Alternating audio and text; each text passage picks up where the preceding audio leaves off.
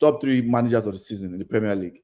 You can't use the traditional top 6. That's what I mean by that. You can't use nobody from Manchester United, Man City, Arsenal. Manchester United. That's Really? traditional top 6. Really? We're traditional top Really? 6.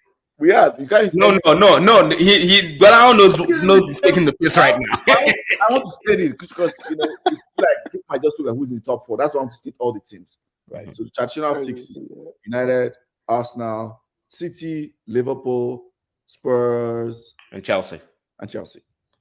So if you had to choose your top 3, who yours? Let me start with Ovy. Who's your top 3? So for me, top 3, I will have. I know I banter him. I know it's our uncle that we love, but I'll have to go with Unai Emery because they're likely to finish 4th Champions League. That's not whatever you say about him. He finishes badly. He's having a poor run right now, but to get them there in the first place. So you have to always consider him. I will say Unai Emery, even though they pretty much bottled the Conference League and all that, but they're still 4th. So I have to give him some praise for that.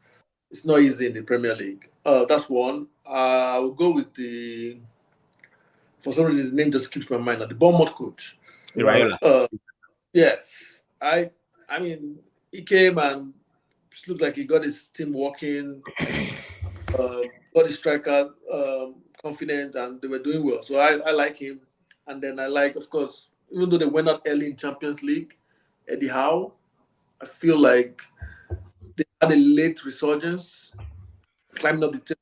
At some point, they finished like 9th or 10th or something, but they've pushed on towards the last few weeks and they're coming back up. I would like to give a shout out to the Crystal Palace guy.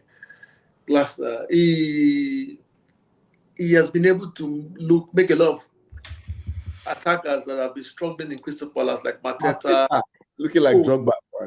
Wow. Looks so good, looks so confident, scoring goals. And like I said, when you see something like that, it's not because he just told the guy you're a nice guy or something. It's because he has put in some coaching on the training field. And in no particular order, I'll start with Unai Emery. I think he's done a good job. Almost cracking that top 4 position is very commendable. While he was at Arsenal, I don't think we give him a fair chance, to be honest. You know what? You're the first Arsenal fan that's admitted it that I know. So kudos to you. Kudos to you for saying this. We actually did not. We trolled him a lot, and and we let him go for 2, like, very easily. EJ, please make sure you clip this because every time me and EJ go back and forth, make sure this is in the clip. You're the first person that's admitted. Every time I say it, they call me an Emery apologist. But go ahead. So I think he's done good.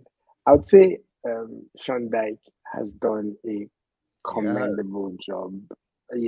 Everton got docked 8 points, and I kid you not, for like 3 years, I always say this every year, Everton deserves to be relegated because they're always very garbage.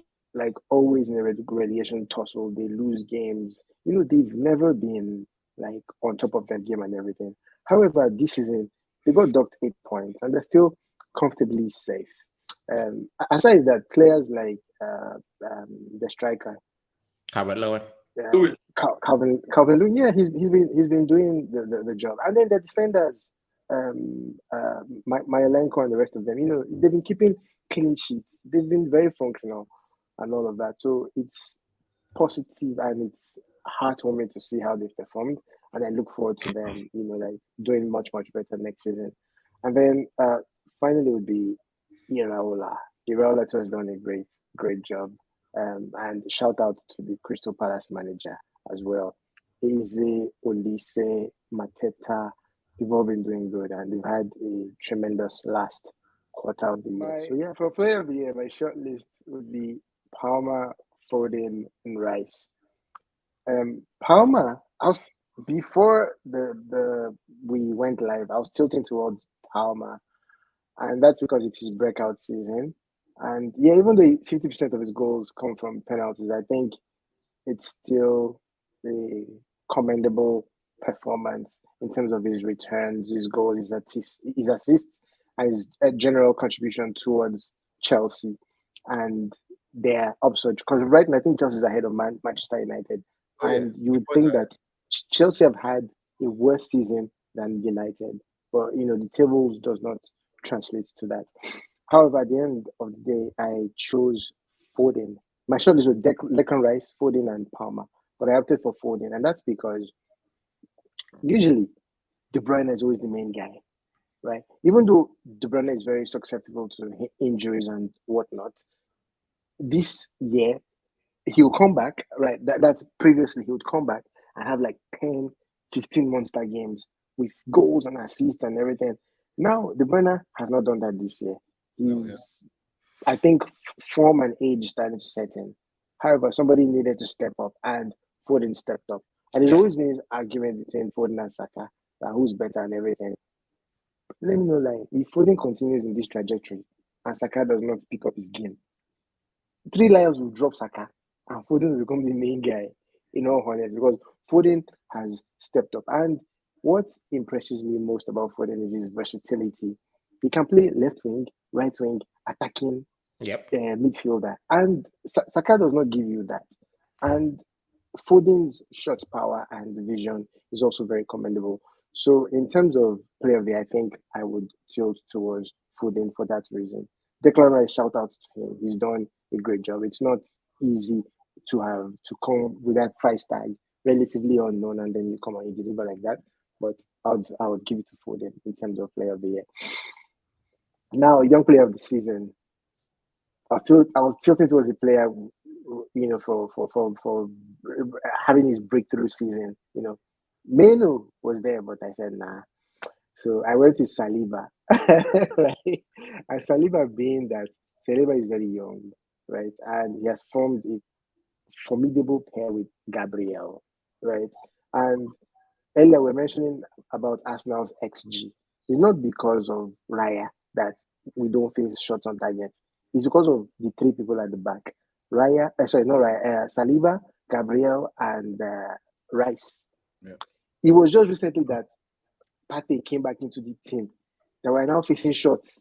That people are now firing shots at us. I blame Partey for that. But before then, we had this guy don't like Partey. If my guys are watching, they go comment. So we had a very solid back. And thanks to Saliba, his composure on the ball. You can't hurry Saliba. You can't push Saliba off the ball. My player of the year is Rodri. I think Rodri has been spectacular this season. He should have been on the list forever, and they didn't put him there. I mean, I don't know how that works, but I think Rodri is my player of the year. And I think my young player of the year has been Saliba. I think Saliba has been exceptional in almost all, especially the second half of the season. He's been exceptional in like breaking up play, games that he has kept Arsenal in, last minute tackles. He's been exceptional. You can see the difference. How him being there all through the season has even kind of elevated. And Gabriel has been good. Let me not take it because he has been good. Scott clutch headers. He has been good. But his presence being there has let Gabriel be who he is. The aggressive front foot. While Saliba just sweeps everything off. So I think Saliba. And banter aside, also remember last season when Arsenal fell off, it coincided with Saliba's absence from the team. So I think it's one of the reasons why they're actually still in. Probably is the reason why they're still in the race. Absolutely.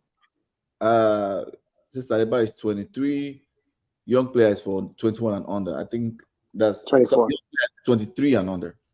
24 and under, because I think it's 24 and young. It's 24. It's 24. At this point, even myself could be young player. This one, you keep increasing the age. Okay,